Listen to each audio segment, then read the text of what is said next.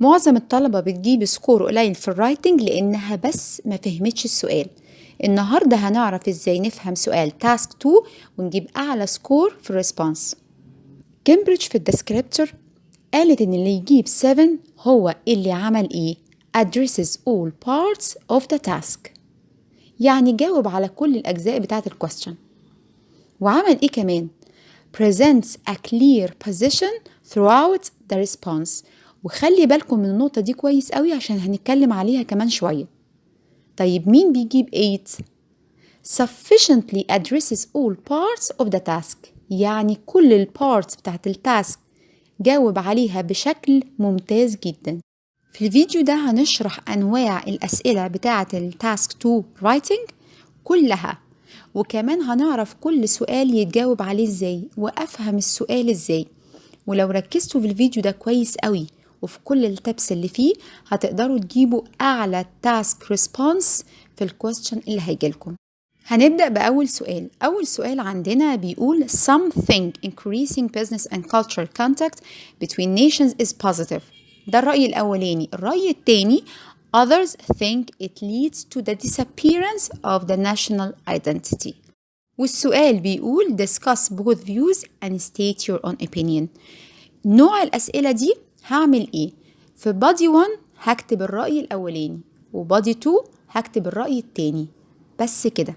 رأيي أنا بقى الopinion بتاعتي بتبقى في الانترودكشن والكونكلوجن فقط. ناخد السؤال التاني. السؤال التاني بيقول something increasing business and cultural contact between nations is positive، بس هو ادالك رأي واحد فقط. والسؤال اللي بيسألهولك to what extent do you agree or disagree، يعني بيسألك انت موافق ولا رافض. ما ينفعش اتكلم على الاتنين، بختار حاجة واحدة بس، فأنا هختار disagree. وبعد ما اخترت رأيي هعمل ايه في body 1 و body 2؟ body 1 هيكون الريزن الأولاني ليه أنا رافض، وbody 2 هيكون الريزن التاني ليه أنا رافض. يبقى ده اسمه opinion essay، بيتكلم عن رأيي أنا فقط. ناخد السؤال اللي بعديه. السؤال اللي بعديه بيقول nowadays people are spending more time away from their homes because they spend longer in their workplace. هنا السؤال اللي مطلوب ايه؟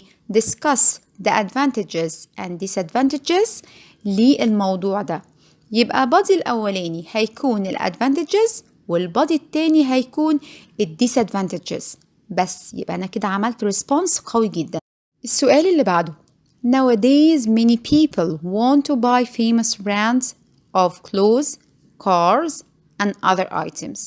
وهنا بيسألني سؤالين، كل سؤال هجاوبه في body paragraph. يعني في body 1 هقول what are the reasons for this، وفي body 2 هقول رأيي.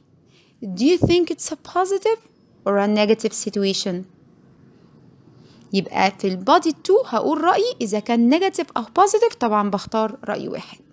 السؤال اللي بعده nowadays people work too hard. هو ده بس السؤال، الموضوع. طيب السؤال فين؟ عندي 2 questions، واحد هجاوبه في body 1 وواحد هجاوبه في body 2. الأولاني what's the reason for this، هحط reasons في body 1، والتاني بيقول لي what should employers do to prevent employees from overworking. يبقى اللي المفروض يعملوه هحطه في body